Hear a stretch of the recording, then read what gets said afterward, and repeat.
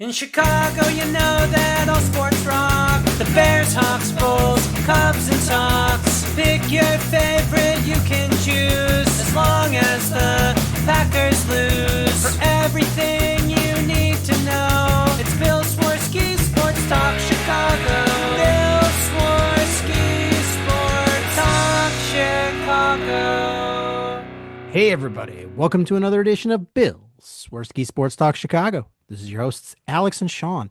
On this episode, we're going to be talking about some bad baseball on both sides of town, some bad hockey, some bad basketball, and the draft coming up next week. But first, I'd like to thank our sponsor, the Rockford Ice Hogs.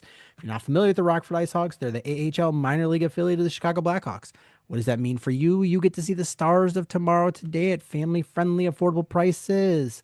Make sure you head on over to icehogs.com, get yourself a hat, shirt, jersey, tickets, and more. Tell them Swerski Sports sent you. Oh, Alex, my friend, why does it suck to be a Chicago sports fan? Well,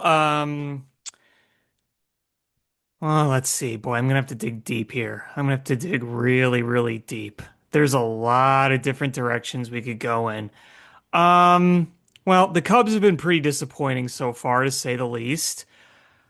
I want to talk a bit about the Bulls because that's a big story, and Lord knows that's hopeless.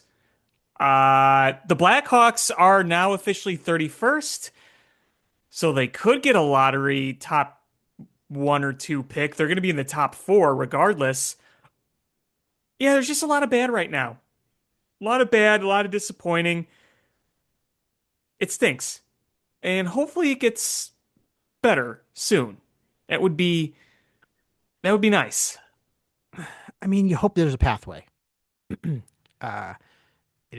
Blackhawks have probably the best pathway there with 800 young players, by far and away the best farm system, a potential number one draft pick coming up, and one of the best young players in the league on the team. So they've got the path. The Bulls, they haven't hit rock bottom yet. Surprisingly. So I don't even know. Where do you want to start here? We can start any number of places and there's something good to talk about. Well, I think my main two areas I want to address today are the Cubs and the Bulls, but the Bulls pretty big week this past week. So I have plenty of thoughts on that. So why don't we start there? Because it happened right after our last show and we didn't really have time to do an emergency pod. So I've been wanting to talk about this, even though I don't really have that much to say in a weird way for the past week now. Yeah, I mean, the weird thing is did AK deserve to get fired? Oh yeah. Oh yeah. I mean, 10 times over. But what was I surprised they actually were? Yes. Yeah, to be honest, I was.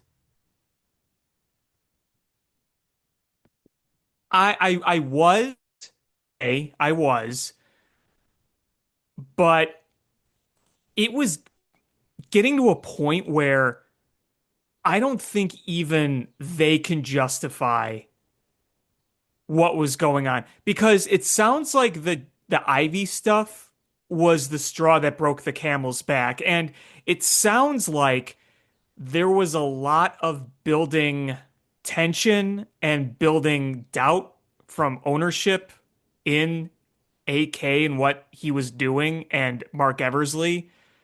So it felt like it had finally reached that boiling point. But knowing how this organization does business, you never truly know if they're actually going to make the change you want, if that makes sense. I mean, the right off the jump, we should have known this wasn't going to work well. Is right off the bat, the first draft pick was Pat Williams. And this team just absolutely every avenue that they had to blow it, they did. So it's just absolutely mind numbing. And the fact that this team is just so incompetent that they might not fire possibly the worst front office in basketball is like that. That's just their MO. Like, all right, if they would have kept them, I think nobody would have been surprised. I think people were more surprised that somebody terrible got fired rather than them keeping somebody terrible, which is really sad. Right. It is. But man, I just, people have put this and said this already, but I am going to say what other people have said. That this entire regime's tenure, it was just a waste. It was a waste. You had half of a great season. And I can't argue that Lonzo Ball going down in that 21-22 season didn't derail things there because when Lonzo Ball was healthy, that team was rolling. I'm not saying they were going to win the NBA title that year, but they were looking like they could have been a top four seed and maybe had a chance to make somewhat of a run in the playoffs in the first year of what looked like a promising group of Levine and DeMar DeRozan and Vooch and Lonzo Ball and Io, and then you got Alex Caruso. I mean, it looked like you might have had something for a little bit, but it's everything else and what happened afterwards because you mentioned Patrick Williams. I mean, I gave him the benefit of the doubt when they drafted him because I was happy as hell when they hired AK. I thought, wow, here's a guy with a reputation. He seemed very well respected around the league. And yeah, you picked Patrick Williams, which was a huge lottery ticket. Let's be real. He was what, 19 years old when they took him? Yeah. Very little experience. But I trusted the process, and it ended up being the horrible process. Not the great process, a horrible one. Just flat out horrible. And that contract might be the worst contract in the NBA. And that's not even like exaggerating. It legit might be the worst contract in the NBA. It was never deserved. And then, unfortunately, you didn't do anything. It just after every season, every single season, when the Bulls would win 40 some games and they'd be in the play-in tournament and then they lose in the play-in tournament, I'd say the same thing every year. What did we accomplish? What was the point of that? Where are we going to get better in terms of winning a championship? Who are you going to sign? Who are you going to trade for? You're sure as hell not going to be drafting high. It was all just a waste. It was a massive waste. Just years of directionless, rudderless basketball. And now you need years to get out of this hole. Oh yeah. I mean, at least you have money. So you have You cap space. You just don't and have what are you anybody going to do with it? Yeah, you don't have anybody to use it on. So you're gonna end up giving bad contracts to somebody terrible. Um, you know, it's so you drafted Patrick Williams number 4 overall. You re-signed him for 5-year, $90 million. You traded Laurie and Daniel Gafford for nothing. You traded Caruso when his trade stock was at an all-time high for Josh Giddey, who was an all-time low, and didn't get any draft picks out of it. You drafting a Dalen Terry over Kessler or Braun, the Vooch trade. Uh, Adding a third year to Vooch's latest deal, making him untradeable at the 2025 deadline. Signing Javon Carter for 3 years. Holding on to Zach LaVine, Caruso, DeRozan, Kobe, Io too long. So you traded all of them and didn't get a single first-round draft pick. You're not moving Alonzo for a first at last year's deadline. You played Io and Kobe the game before the trade deadline for some reason. You took on an albatross contract in the Vooch trade. I mean, you passed on the Pelicans trade offer when they were offering you Zion. Like every turn, just incompetence. I have no idea who they're going to even take like to replace him either. No. And what do we hear after every season? You just have to be patient. We're evaluating. Every year, we're evaluating. End of the year, we just have to be patient. I mean, it was insane. It was absolutely insane. There was no direction. And how about the times when ownership, because Michael Reinsdorf has got a lot to answer to, instead of just feeding us the bullshit that he's been feeding us. Remember when he's like, oh, you could get some draft capital for Drummond? No, we want to make the play-in tournament. Congratulations, you got your extra game. Congratulations. Was that money worth it, Michael? Was it? It's just so frustrating. And while you're at it here, is you tanked. You didn't get anybody's first round draft picks from all of those trades, right? Right. Um, and so you actually, I believe they were the seventh worst team when the trade deadline. They're now the ninth worst team. They improved with how bad they were.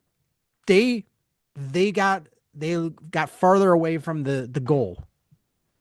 Well, and this ties in another weird storyline of this. It's the Billy Donovan stuff. I know you've been following that, right? You know, I actually got word of that before it went public about everything fighting to keep Billy Donovan.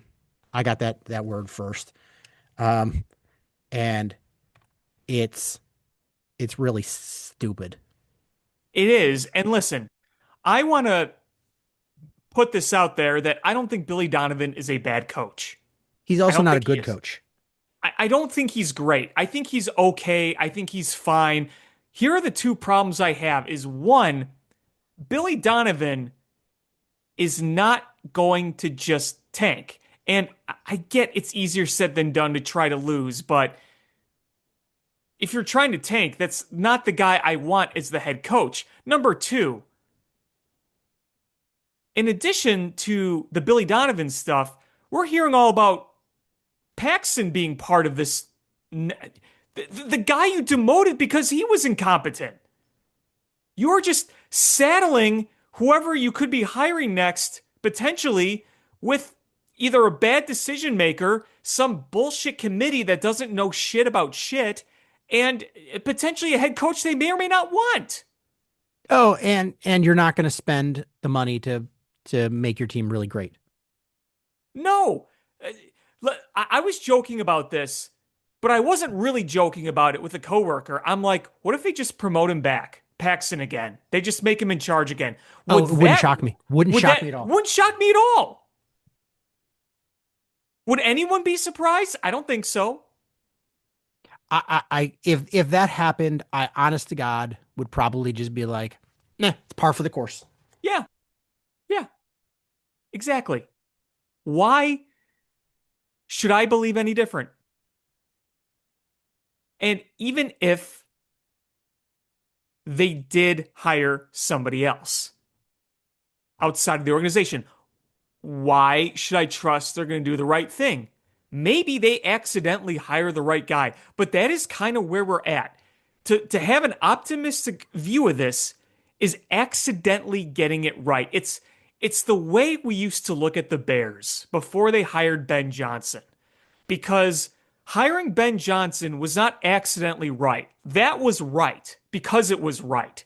Whereas in the past, they hire Matt Eberflus. Is it good? I don't know. You got to hope it is. Oh, they hired Mark Trestman. Is that good? I don't know. You got to hope. They hired Matt Nagy. Okay, I mean, that makes sense. Is he going to work? I think there was optimism, but there was still a little bit of, well, we'll see. But this is where now we're at with the Bulls. You might accidentally hire the right guy, but I don't trust them to have the best process in this. It already looks like it's not. Yeah, I mean, here's the thing. These are the factors you need to go right for the Bulls to turn this around. One, you need to hire the right front office people or the right AK replacement who will then hire the right GM who will then figure out the coaching situation correctly. They have to sign the right free agents, draft the right players, develop the players well, and then they need the Reinsdorf to open the pocketbooks. All of that has to go right. Yep. What are the odds that happens? I mean, one of them's already, you've got, you're not going to get them to spend the the necessary money to compete with the top teams in this league. It's just not going to happen. They'll spend up to the cap. They won't go to the next apron. They won't do it. So you already got that handcuff. So that means you've got to absolutely hit and develop young players. Good luck. I mean, the only positive so far. So, like I said, they got worse. They got worse at being worse. So now they have the ninth best odds to get the number one draft pick. That Yay. is a recipe for they're drafting either ninth or 10th, almost assuredly. The good news is it's looking really good that they're going to get Portland's number 15 pick.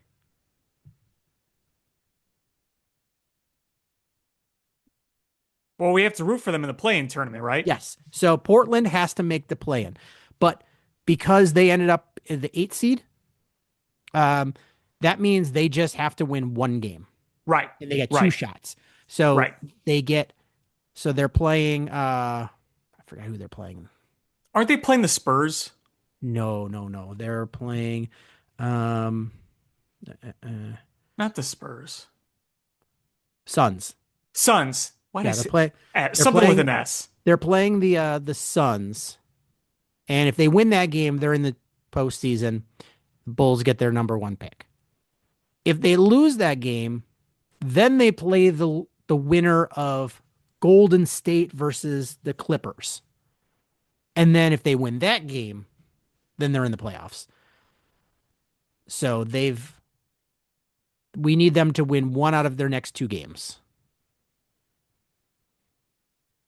I mean, it's doable, right? Knock on wood. Oh, it's I mean, the Portland's not a bad team. No, but it's the Bulls' luck. So would you expect it to go well? No. Uh yeah, so it's looking pretty good. Watch, they get blown out in the first game by 40 points. Yeah, right. Um so it's and then what happened? I think if they don't get the Portland's first round pick this year, then I think next year they get their second. Or maybe it's one more year of this uh lottery protected. We got their own pick back. Congratulations, AK. Um so yeah, I mean at least you're probably going to have two first round picks. What are you going to do with them? Oh, nothing. You're going to do absolutely nothing. I mean, well, maybe the new person will do the right thing, not the dumb thing. Yeah, you better hope. You better hope. I mean, hey, if we get that miracle, that Project Hail Mary, which is winning the lottery, that is kind of your biggest hope, right? I'm sorry. Next year is lottery protected as well, and then 2028 would be their second round pick. Oh, okay. All right. Cool. Uh, I don't know. I mean, here's the thing. Even if you do by some miracle win a lottery, how much of this mess does the next person have to clean up? All of it. All of it. And okay, if you look at your roster now, yeah, I like Montez Buzelis. I think Giddy is a useful piece, but are those two guys legitimate cornerstones? No. I saw somebody post that uh that getting Noah Essengabe back healthy next season will be like adding a second top 10 pick. Why? What? What? It's so dumb. Noah Essengabe is going to be a flop in this league. All right, all right. I'm going to press Sim Lottery one time on Tankathon. The Bulls have a 20.3% chance of getting a top 4 pick and a 4.5% chance of the number 1 overall. Drum roll, please. They got pick 10. Fart noise. Ugh.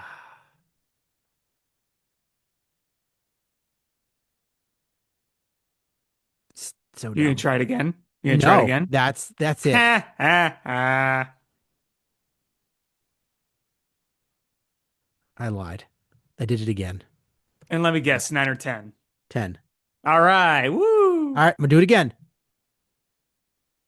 10. And again, 9. 9. Number 9. Number 9. 10. 9. 3 hours 10. later. 9. 9. Many weeks later. Number 2. Woo! Uh, oh Oh, my gosh. so dumb. So dumb. And again, I mean, we can do a deep, deep, deep, deep, deep dive on so many other things of this organization, but the problems are just so obvious on the surface level. You saw a team with no vision, you saw the incompetence, you saw an ownership that was more than okay with mediocrity as long as they got their extra playing game or two with a little extra revenue. It was good enough for them until things got so out of hand they had to make a change, and now you have a big mess to clean up. Hey, at least you have all those second round picks.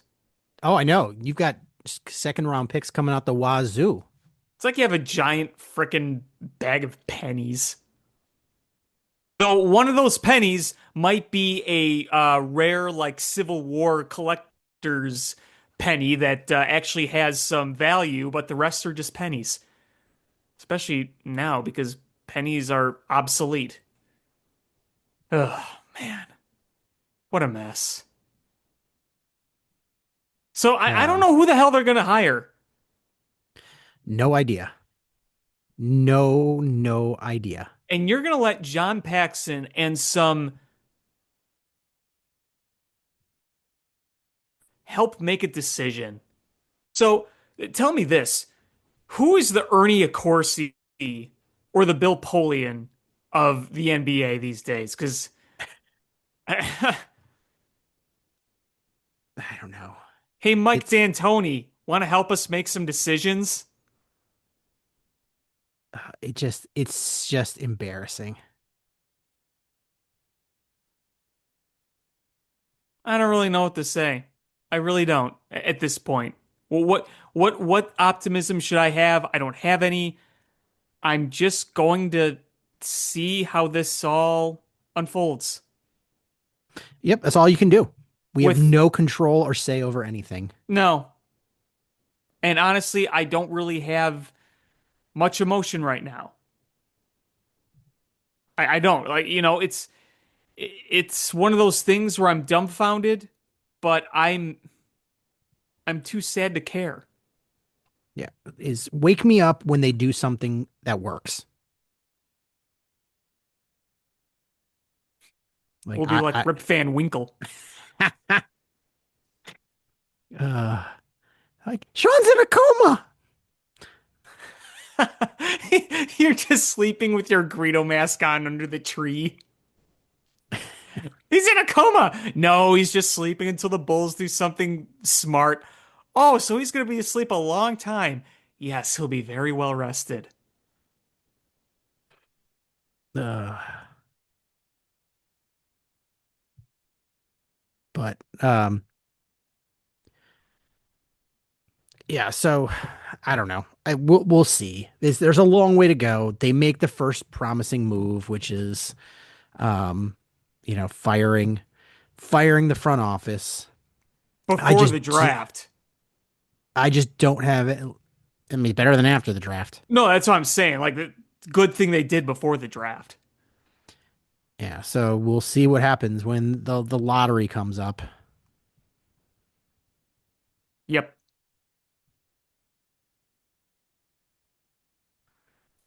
More to come. More to come. All right, where do you want to move to? Um, why don't we go to baseball? So the Cubs are a disappointment. Yes. And I was told that we were overreacting on our last show, and I don't think we are. We got the bad news that we were all worried about was going to happen. Yeah, the Kate Horton thing. You can't sugarcoat that one. That sucks. It sucks for him, sucks for us, sucks for the organization. It just really sucks. And then it's not the only injury news.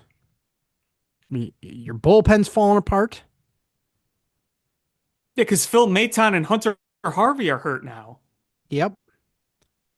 Um, Justin Steele is still rehabbing.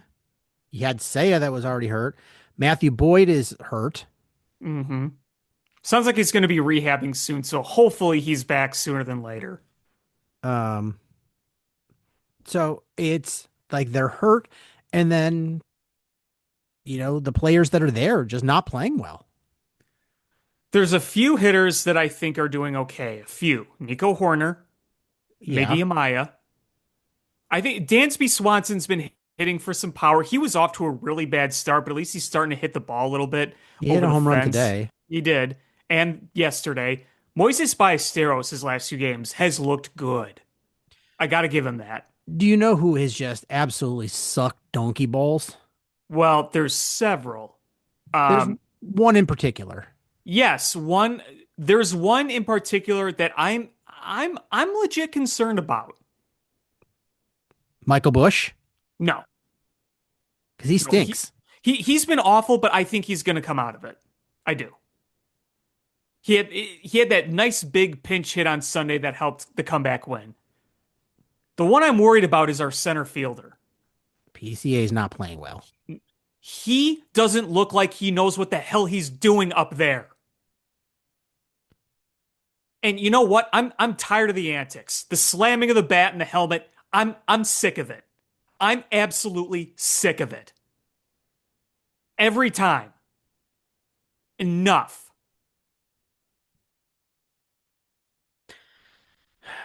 Just need better.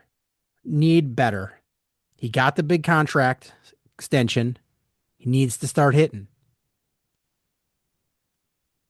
Man, today's game is going off the rails. Oh yeah, Javier Assad. That was not a good matchup for Javier Assad. He just got shellacked, and this is where you miss Cade Horton. Because I think that you can have Javier Assad start a few games and you can get by. He was really good in his first start, but it's the fact that we're going to probably have to go through another full year of having this makeshift rotation. It was a makeshift rotation within the first 2 weeks of the season. I mean, hopefully Justin Steele coming back, and if he stays healthy and in form, he'll be okay. There's a lot of ifs in that statement. There's a lot of ifs. There's a lot of ifs. And I don't mind Colin Ray, but Colin Ray on an ideal rotation is either a swingman or a five starter, which he does a good job of keeping you in games. I'll give him that. But Colin Ray had to come in for Cade Horton. And let's be real. Who was going to be the more likely ace, Colin Ray or Cade Horton? It was Cade Horton, and he was looking so good. It just hurts Uh-huh. that this is where we are. But you know what? Outside of Assad today, and I know Tyone got off to a rough start on Sunday. The starting pitching's done their job. They've done their job. Shota Imanaga threw 6 no-hit Yeah, innings the other. threw a gem. Yep. And they stranded a small country on the bases. 1 for 30 they went through with runners in scoring position. 1 for freaking 30. Yeah, the plate appearances have just been brutal. And the frustrating thing is they could have gotten a little luckier at times, but that's not how it works. Because there were some moments where, with runners on, they had some really hard hit balls in the gloves. But you know what? There was way too much bad at bats. Saturday's loss was despicable. It was despicable.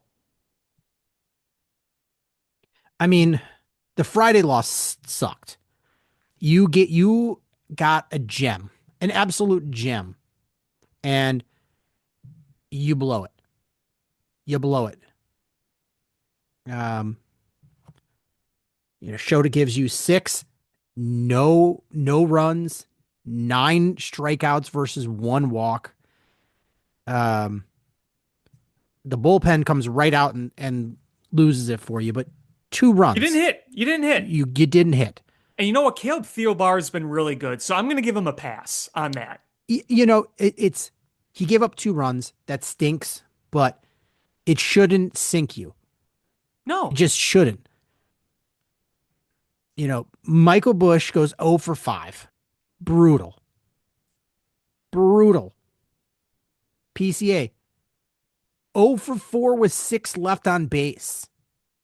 He's clueless right now. He's clueless out there. And I want him to turn it around so badly. He seems like a great dude off the field, and he's a fantastic defender. But he could not hit water if he fell out of a boat right now. And what's concerning to me is there is a much larger sample size of him struggling as a hitter versus the 2 months where he was playing like Babe Ruth. And, maybe he gets out of it, he turns it around. I mean, But the thing I'm concerned. I really when am. he did this last time, they sent him down to the minors and he just crushed it. Does he need a kick in the pants? I think he needs a kick in the ass. I think he desperately needs a good kick in the ass. It's just frustrating because even with the bad second half last year, I thought with signing the extension, he was going to have the holes in his game, but he was going to be a contributor offensively. You love him in center field regardless. And we're not going to argue that. And he's not making that much money, but I'm not going to draw any conclusions for the long haul. But I'm concerned. I'm not as concerned about Michael Busch. I wasn't as concerned about Dansby Swanson. I know Ian Happ is really up and down, but those are guys you could say, like, especially Ian Happ and Dansby Swanson, they're always going to end up with the numbers that they have. And again, those guys have hit into some tough luck. And even PCA has, hits when he does hit the ball, he's hitting some. It's kind of tough luck because he hits it hard, but he doesn't elevate. He's not elevating when he does make contact. That's one of the other problems. But he went from just not elevating, 1, 2, 3, strike 3, you're out. Yeah. It's really bad right now. And I sound like I'm spitting venom, but you just extended him. And again, the bats, I'm tired of it. It was getting old last year. It's one thing to be passionate, but it's starting to piss me off. It is. And you know what? As much as a cool dude he seems off the field, I can't criticize all these non-Cubs fans for not being the biggest fan of his. Because I get it. I do. He plays with a lot of passion. I can respect that. But if you're not playing well and you're under that type of microscope, you're going to get criticized and you deserve it. He's our Ellie Dela Cruz. No, who's the guy, Paul, who's the guy from the Pirates? Um, O'Neal Cruz? yeah, O'Neal Cruz. And hey, That's you who know he is. what? And look at it this way. O'Neal Cruz struggled last year. This year, it's looking really good. So I'm not saying it's hopeless for PCA. I don't I don't want to be too hard, but it just makes my blood boil right now for whatever reason. Like it's frustrating with Michael Bush. I think he'll be okay. I talked about Dansby Swanson. I talked about Ian Happ. Matt Shaw, I really don't know. The other, I love Nico Horner because he is just a mature, well-oiled machine out there. He really is. But I I don't want to be anti-PCA, but it's really getting under my skin right now. And I hope for his sake and for the Cubs' sake, he can turn it around. And here's the thing is they came so dangerously close to getting swept by the Pirates. Yeah. Dangerously close. I mean, those first two games, they could have gone either way. And you could say, oh, yeah, maybe the Cubs should have won those two. But that third game, Tyone didn't pitch well, and you were down. You were big. Not big, but you were down. And it's the way you've been hitting seemed like it was going to be another loss and getting swept by the Pirates. And you end up getting one in the seventh, two in the eighth, and one in the ninth to get that victory. And the bullpen came through.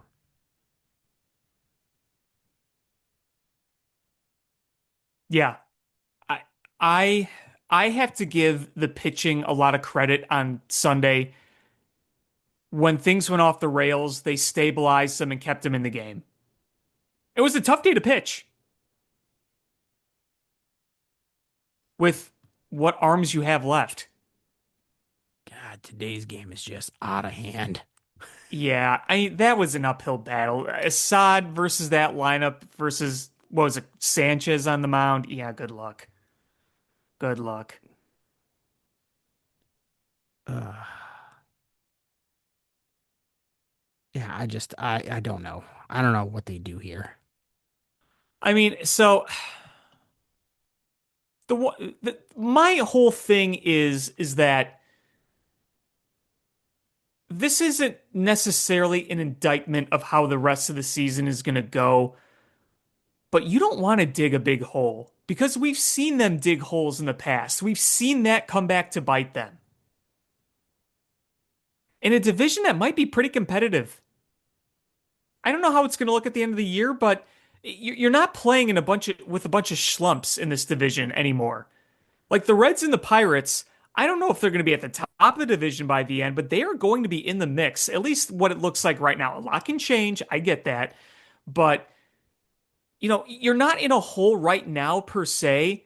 You just don't want to be in that situation. And you have a very difficult schedule. Yep. The good thing is at least it's starting to come back to earth. Like the Brewers have come back down to earth.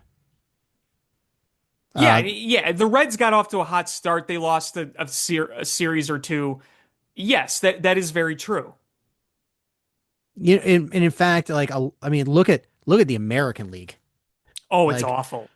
the I think was it 8-7 is the division leader in every division. At least in the National League, you've got the Dodgers and the Braves off to good starts. But I mean, even the Pirates 9-6, it's good, but it's not elite. Well, they'll Uh, be 10-6 after tonight, but yes, they're um, destroying the Nationals. The Nationals who beat the Cubs, but also swept the Brewers in Milwaukee. that's true. That's true. Um, So, yeah, I mean, there's a lot that there's a lot. It's not like every other team is like 15-1. A lot of teams are 500, and a lot of notable teams are struggling. So the Cubs aren't the only one. It's the fact that they have these pitcher injuries. And on top of that, half your lineup has been just completely MIA. The other batter that I wanted to say I hope is going to come around, which might be is Bregman. I forgot to mention Bregman. But He hasn't been terrible. He just hasn't been good. the approach has been good. The results have not been. He's still a very professional hitter, in terms of quality of at bats. It's just you need the results to start coming. And, over the past few games, it's looked a little better, but, you're going to need him to produce like an all-star at some point. Um, but again, I'm not as worried about him.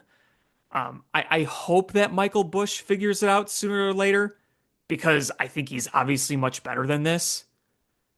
But like I said, right now it's the PCA thing that just really grinds my gears. Not to just pick on him, but Oh, pick away. He got paid. it's not like he's because you can look at some of these others, like you can look at Alex Bregman even in a few at bats, or you're like, man, he scolded that. Like, that was a great at bat, just didn't work. Or like right now, PCA, he doesn't even look like he begins in the past week or so. He doesn't look like he even belongs in this league. And I'm not saying he doesn't, but right now, it's really bad. It's really bad.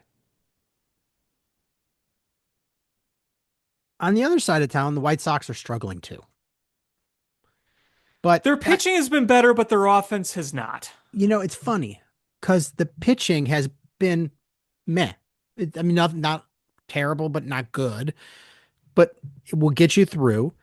But then they've got the reinforcements ready to come up, and it's the hitting that they were crushing the ball in spring training, and I said I was like, spring training's funny because just because something's happening in spring training could go the complete opposite way, and the White Sox were scalding the baseball in spring training, Yeah, they were. They were. and uh and now um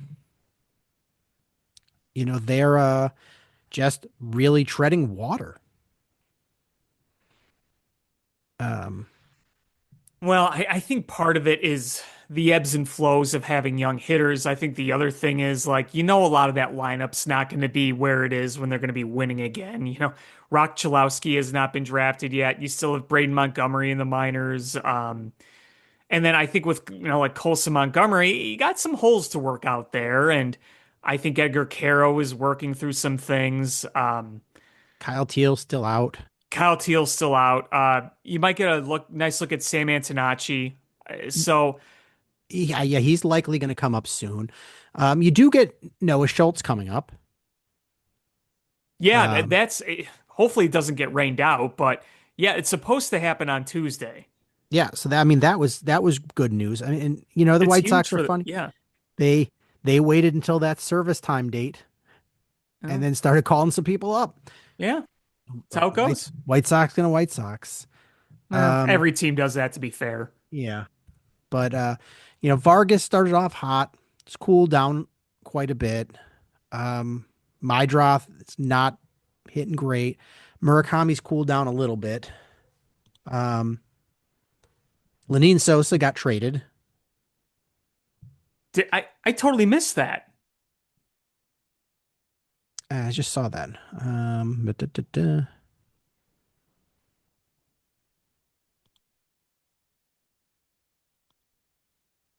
Yeah, they traded him to the Blue Jays.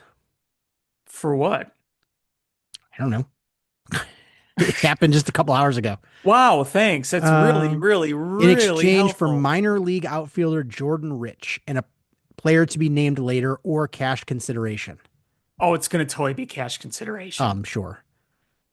Um, yeah. So Montgomery, the, he's had up and downs.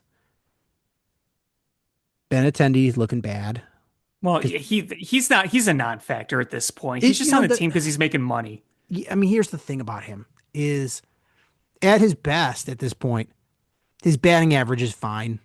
There's no power, none Right. whatsoever. Right. And so He's a noodle out there. yeah, so like right now his slugging is 256. That's not good. No, that's awful. Um, so you're getting nothing out of him. Like the funny part is you could put the Cubs and the White Sox together to form one super team, and they just overlap on their weaknesses and strengths. Like, Right. I mean, I guess the pitching reinforcements could come up and help, but um, it's there'd still be no hitting. Uh, but I don't know. The White Sox arrow is still pointing up. I I'm hoping I'm hoping you get this wave of young players to come up and just spark something. Maybe Kyle Teal's got to be coming back soon, right? Was it a hamstring injury? It was a hammy. So I think they were saying like the first 4 weeks of the season. Those are Um, tricky. Hammies are tricky. let's see. They're targeting mid to late April return. So he's starting to go in that. Um, he resumed running and working off of a tee a week ago. He's pain free in hitting drills. Um, so he should be coming back in the next week or two. That should be a big help.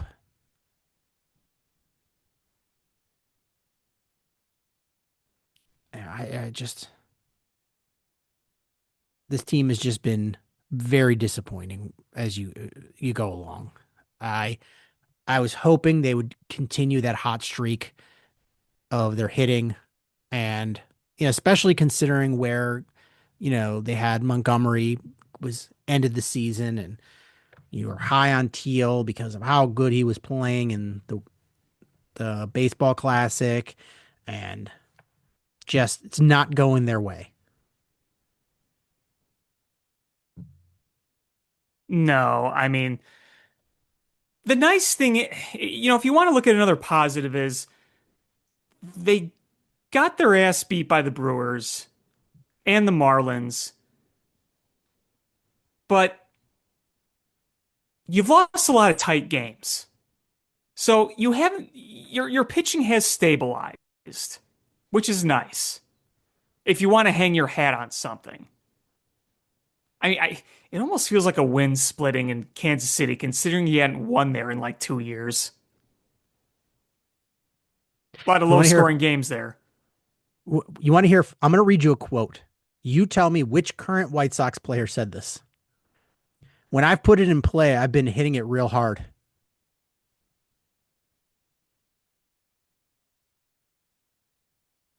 Um, is that Murakami? That is Andrew Benintendi, Oh, that was my second guess. who has struck out 19 of his 42 plate appearances. That 256 slugging is not indicative of hitting it real hard. Uh, but I mean, the White Sox, you just I I feel like their best baseball is coming. I think so too. Um, they've just made a lot of boneheaded plays so far. The uh, you know, pitching Cannon over bringing up Schultz or some of those other young pitchers was dumb. Um, I mean, at one point, what did Jonathan Cannon throw like 11 balls in a row? Uh, Mm.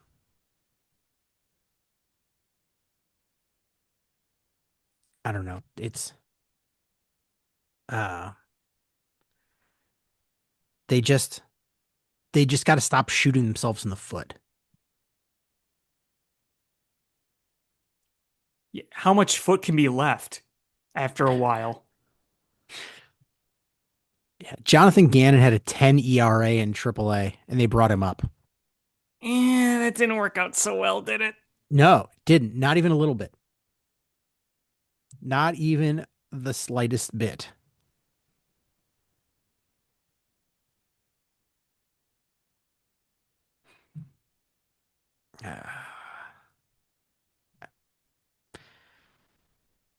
But it is what it is. The hope is that at least you got a lot of young players that you're really high on. You know that now that we're past the service time date, that you could start seeing players come up, being brought up, and maybe some infusion of that spark can turn around. You know, if you get if you get a Noah Schultz gem, maybe that's the spark they need. Yeah, like I said, I just hope it happens because, boy, the outlook for the weather is not good tomorrow. But it's going to happen the next time they play, regardless of when it is. He's going to be pitching. I mean, the good thing is, all right, you got Tampa these three. Then you got three against Oakland. And uh Oakland's always get right for the Sox, right? I thought Oakland always kicked their ass. Maybe. Maybe they're just get right for everybody else. Um Even though it's funny, Oakland's in Oakland. What are they? What are the what are they? The Technically, Sacramento. just the A's right Yeah, now. the They'll be the Sacramento Vegas A's when that comes, but the Sacramento A's of Las Vegas, or the Las Vegas A's of Sacramento. The A's are actually in first place right now in the AL West, the A's surprisingly. were sneakily better last year. Not great, but considering where they were. I mean, they finished at 76 and 86 last year. Yeah, I mean, it's not great, but remember where they were before. Mm. And the White Sox finished 60 and 102. Also better than the year before, right? That's true. That is true. Um,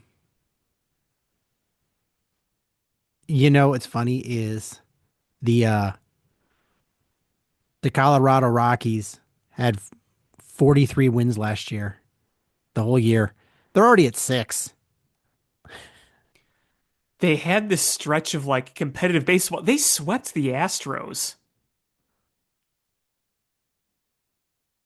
Um, I, I'm hopeful. I feel bad. That team has just been cursed.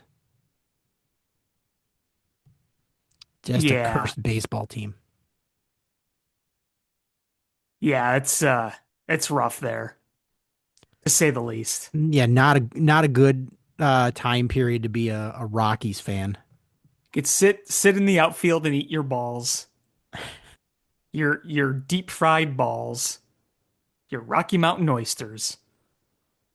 Did you see some team has a nacho hat? Texas? What's that? Texas. Yes. And they've got the what do they call it? The Dogzilla, the giant hot dog. Dogzilla. I love how obnoxious ballpark food has gotten. Oh, I know. Did you see that the Cubs now there's a baseball hat and on it's on the hat has the logo instead of like the Cubs logo, it's got an upside down batting helmet with ice cream in it.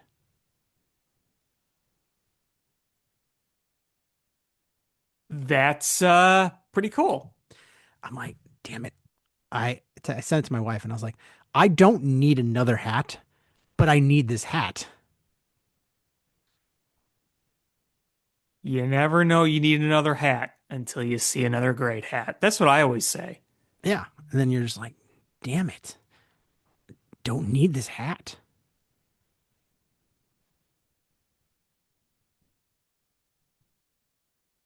I'm gonna especially if it's got ice cream in it. right.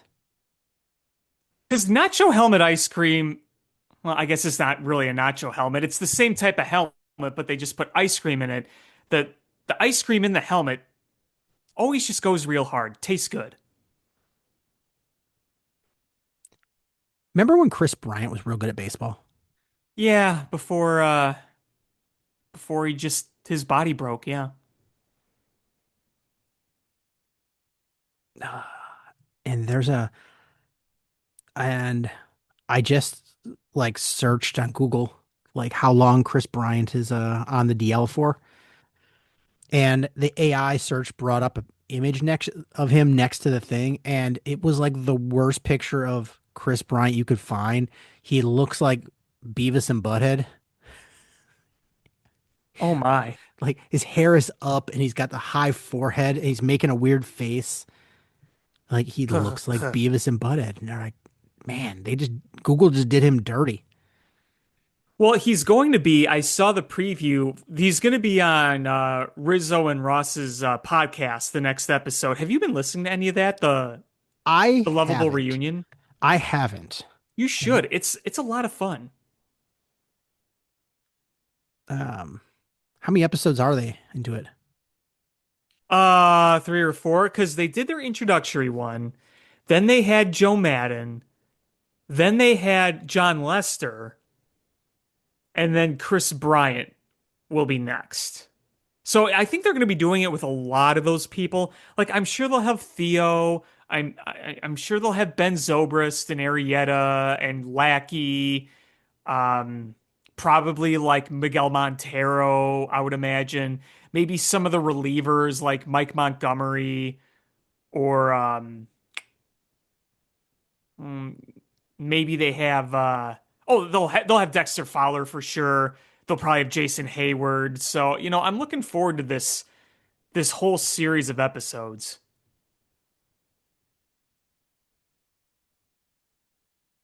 So yeah, you should check it out. Yeah, I will. I saw it like wasn't there a funny story that got revealed in the last episode? There was a few. One was actually really, really funny when they talked about how, remember in the middle of 2016 when they went on kind of that little slide? Is this yeah, what was it? Anthony Rizzo did something naked. No. I did there was a story, something about him. Um Googling this. Uh Anthony. I know what you're talking about, but this story was like Anthony was like, yeah, pitching is struggling or whatever, and he was in the locker room working out, the exercise room or whatever, and I think it was at the All-Star game, and Lester came in just absolutely fuming, like, if you ever talk about the pitching again, I'm gonna fucking kill you. That Go sounds listen like to it. Lester. It's really funny. Yeah. Let's see. They said Anthony Rizzo delivered naked motivational speeches before World Series games. Yeah, I remember that story. I think we've heard that before. But Oh, yeah, the Riz. story I was talking about was the Lester one. You got to listen to that. Uh,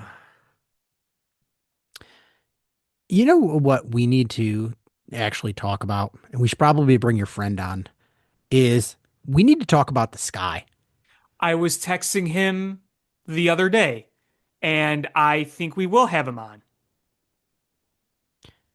because they have just completely overhauled everything. Yeah, I'll say.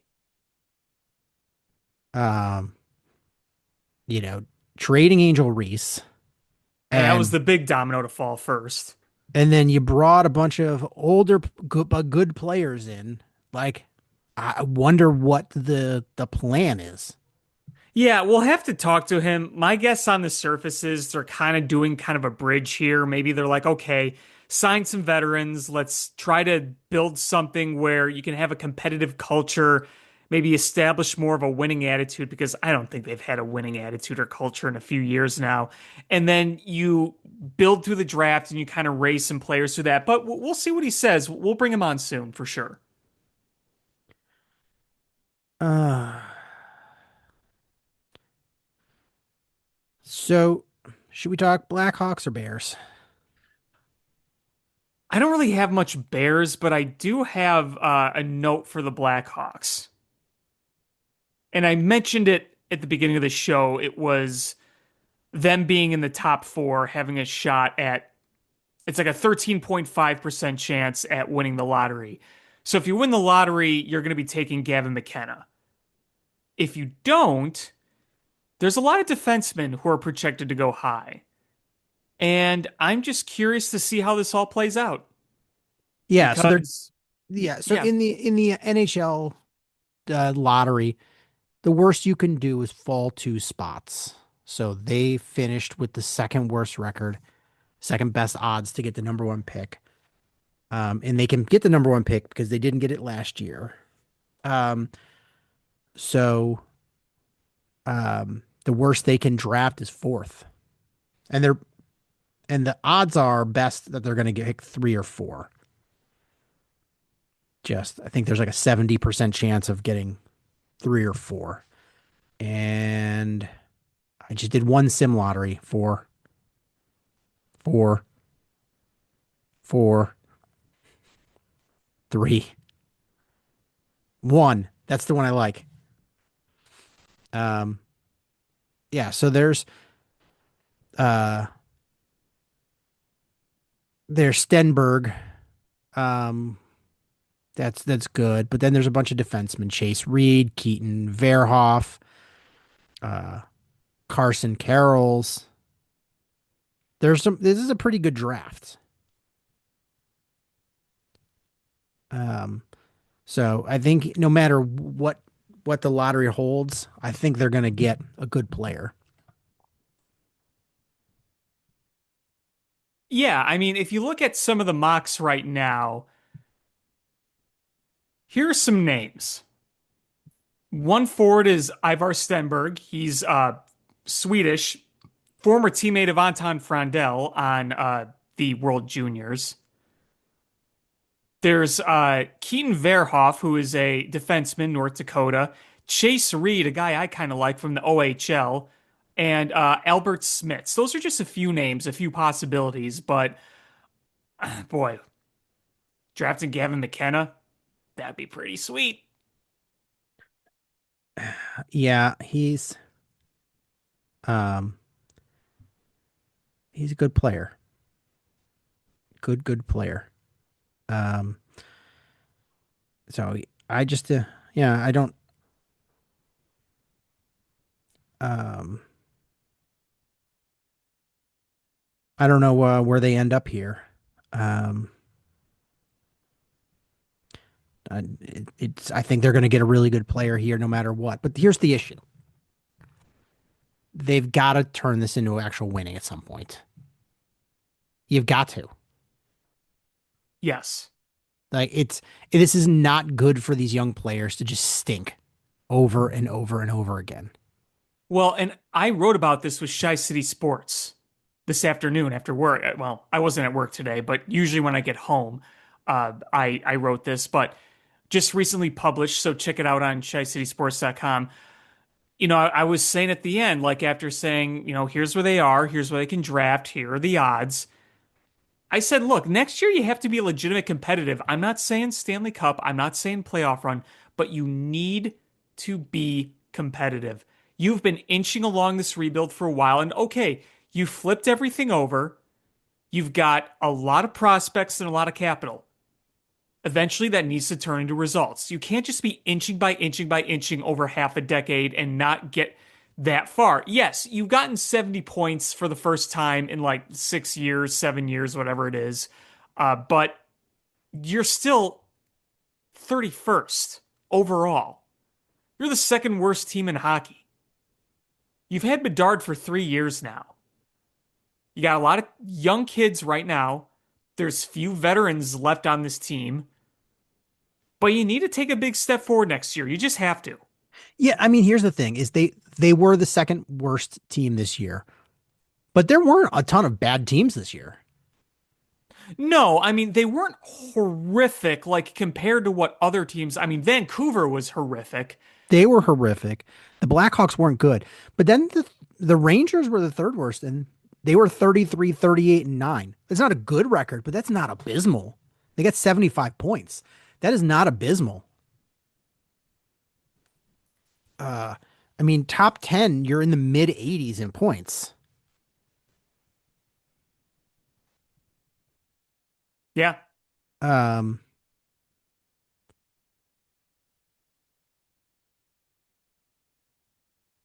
so it's uh, you look at the previous year, and um, you had tons of teams in the 70s and less points. The Sharks were in the 50s, Blackhawks were in the 60s, the Predators were in the 60s. Um, like you just there was a lot worse teams. This is not that bad. I mean, that for overall for hockey. So the Blackhawks benefited from that, and they get that's second best odds. Um, you could definitely add a legitimate player here, and they've got to be smart about it too, because you've got to evaluate who, what you feel. You have to know your prospects better than anybody else, and understand, where you expect them to be and when, and be able to infuse talent in there properly. It's Right. it's if you feel like you're like, oh man, we feel like we've got our bottom six skaters. We feel really confident in that. All right, do you go all in and trade a lot of capital to go up in the draft to get, a top six guy? Those are the things you got to ask yourself. Do you start trading away some of that draft capital because you have so much of it? Take big swings. And that's the thing I like too, is being able to take big swings. You saw that last year with some big swings, and you hope that those pay off because they have so much capital. If they swing and miss, uh, it's there's so much there that it doesn't matter. What kind of sucks is the fact that there is no easy like, hey, there's a superstar available to just bring here, in free agency to move this thing along. You know what I mean? Yeah, I mean they've got the money to do it. They just who's the guy? Who's the guy that does that? Is Patrick Laine the best player available that's still in his prime? And he's hurt right now. I mean, there's quote names, but a lot of them are old.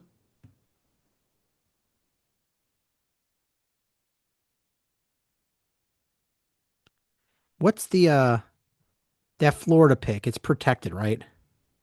Correct. It's top 10 protected, Oh, so they're not getting that one this year.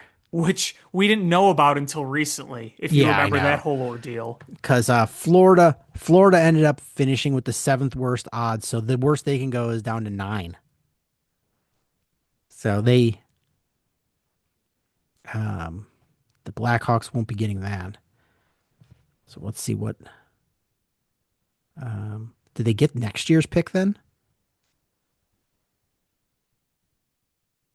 Would not be protected. Next year? Correct. Okay, So if they don't get the pick this year, next year they'd get the Florida pick that's completely unprotected. okay, which will probably be worse. Most likely. So they get one pick, first round pick this year, 3 seconds, a third, a fourth, 2 sevenths.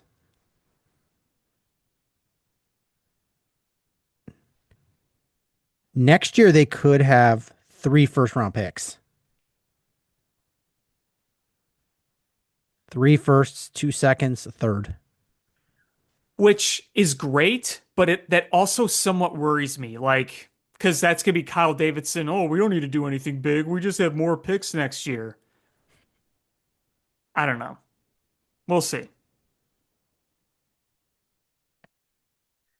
So yeah, I mean, just sitting here waiting for that, waiting for free agency. They're gonna have a ton of money. They're gonna have to do something. Connor Bedard extension probably coming, right? Yep. Got to spend that money somewhere. I guess we wrap this up with little Bears. Sure. Former Bears coach Dave McGinnis passed away. Yeah, I saw that RIP. He came into the coaching staff after the Super Bowl. He's a linebackers coach for the Bears. Wasn't that old, 74. Yeah, that's sad to say. Wasn't Uh, he supposed to be the head coach and then the whole weird thing happened in 1999? I'm trying to remember that you know, uh, there was something weird that happened. And then they went with Dick Duran, Yeah, Dick Duran. also RIP. Yeah. Um, but we are a week and a half away from the NFL draft. Oh yeah, Dave McGinnis was announced as the Bears head coach before rejecting the position. The That is a Bears thing right there. Oh yeah, that is totally old school McCaskey. But the NFL draft is next week. Next week. And I it is lying season, but really nothing has come out about the Bears. There's just been not a lot of news. No, there really hasn't. There's a We little speculation here and there, but nothing concrete. yeah, so it it's going to be intriguing. I mean, we all know who's going to go number 1 overall. And then after that, it's just really that's when the draft starts. At number 2 pick, which is seemingly more and more going to be Arvel Reese. But the number 1 offensive lineman in the draft, there's rumors today that he might need a back surgery, which is I'm sure going to hurt his draft stock. Um, I just, I'm more and more thinking the Bears are going to either draft a defensive tackle, a safety, or trade out of that 25 pick. And I think they're going to try hard to trade out. I keep hearing reports that all these teams are trying to trade back, and rightfully so. There's not there's top end talent in this draft, but really it's some evenly distributed talent amongst the first 45 picks or so. Um, there's a handful of guys that are just elite level that are going to be at the top, but after that, it really just evens out. And if you're a quarterback hungry, this is not the draft for you.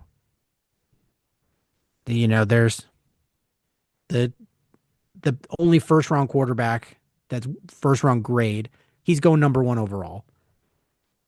Ty Simpson is not that good.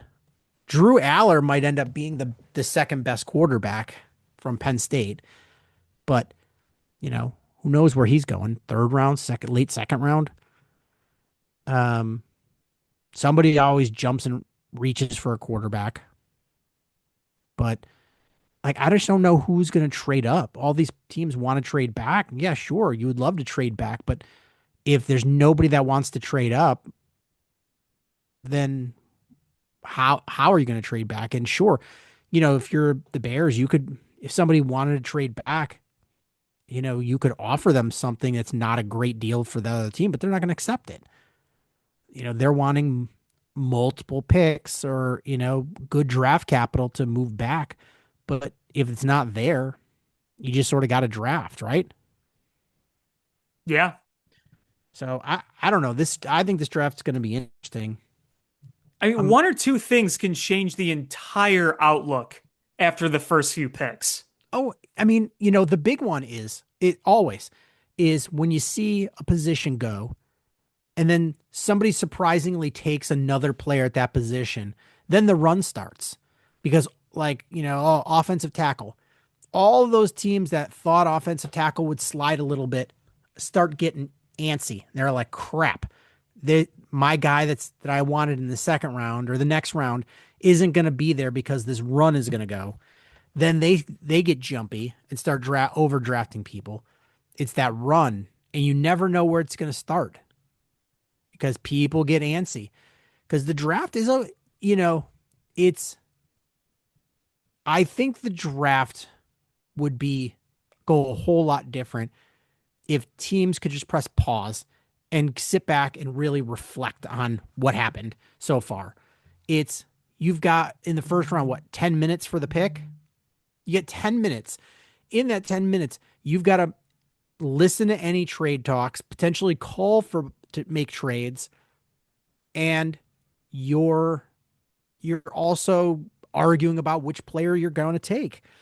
And if the guy you want's not there, like, geez, I say it all the time, is even doing like a simulated mock draft when the guy you were hoping for isn't there and the draft starts going sideways from what you thought it was going to be or what you wanted it to be, you start making shitty draft picks.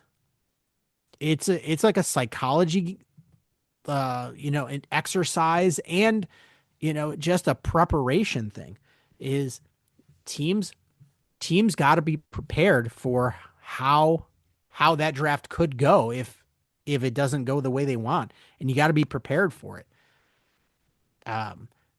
All right, if that run goes on safeties, like, all right, say the Bears, uh, Caleb Downs is gone, Dylan Thieneman is gone, the kid from Toledo is gone, and you're like, okay, that they did a run on safeties. All right, there's not another safety in the first round for me. You've got to be prepared for that. Okay, that means likely the defensive tackles haven't gone on a run yet. Maybe the offensive linemen haven't gone on a run. And you got to be able to feel confident about what you're going to get from Ozzy Trapillo. I think the concern is how long before he's not just back, but back to 100%.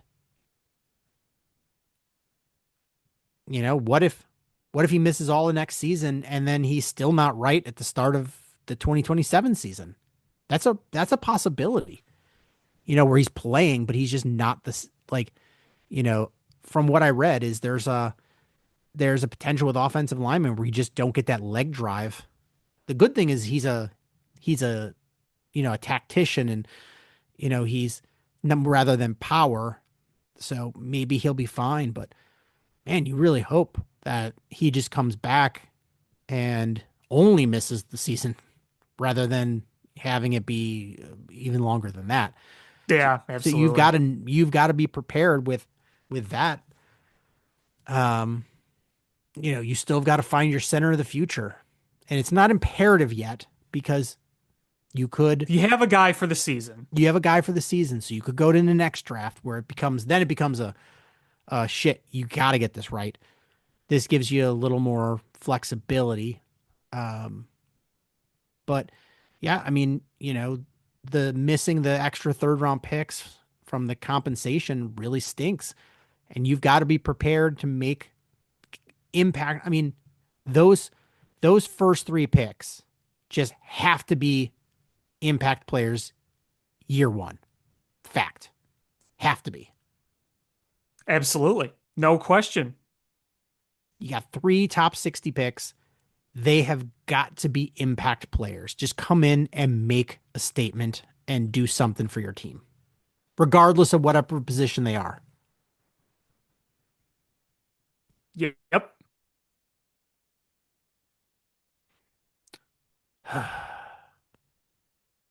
I just it's that last that like 11th hour before the draft. I wonder if there's going to be a big trade before the draft, somebody moving up. Um, I just I just don't know who I'm trading up for. You know, um, It depends. It depends on what's there. all right. So, number one's a lock. I guess somebody could try to come up and trade for one of those top edge rushers like Bailey or Arvel Reese. Somebody could try to trade up for Jeremiah Love, but I don't think so unless he falls past 5. If he makes it past the Giants, then somebody might try to trade up and get him. So like Cleveland, they could trade in that Cleveland spot possibly. Um, I don't. None of the wide receivers that I love. I don't love them. Not that they're bad, just none of them just stick out at me as like, oh, these dudes are elite. Like nobody I would trade up for. Um, Ruben Bain's probably going to fall a little bit. Caleb Downs is really good, but do you trade up in the draft for a safety? I don't know. I don't know. I I don't. I don't love any of the cornerbacks coming out. I mean, not I dislike them. I don't know if I'm in love with them. Like I said, I'm not the wide receivers. Kenyon Sadiq, the tight end from Oregon, like he's a dude I'd probably trade up for if we didn't have Colston Loveland. Sure. Like he's just an absolute menace. Um, that dude is going to be really good, but I not a position of need. Um, you're not trading up for one of the safeties. It's like I mean, I see a 0% chance the Bears trade up. Um,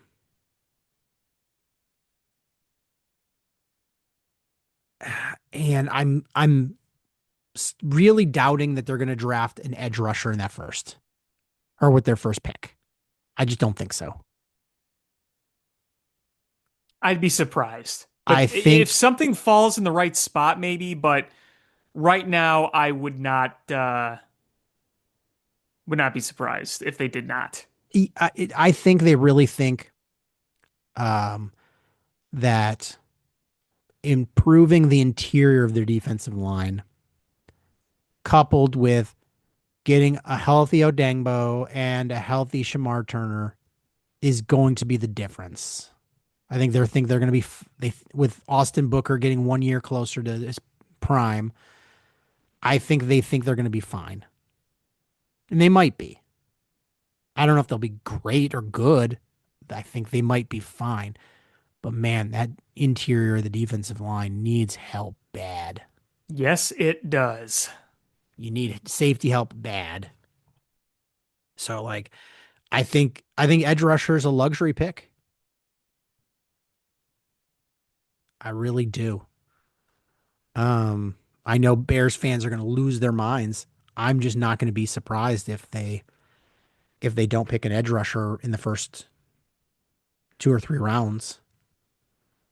Right, and I'm not necessarily saying I want that, but I'm almost not expecting it. It could happen, but I'm not expecting it to.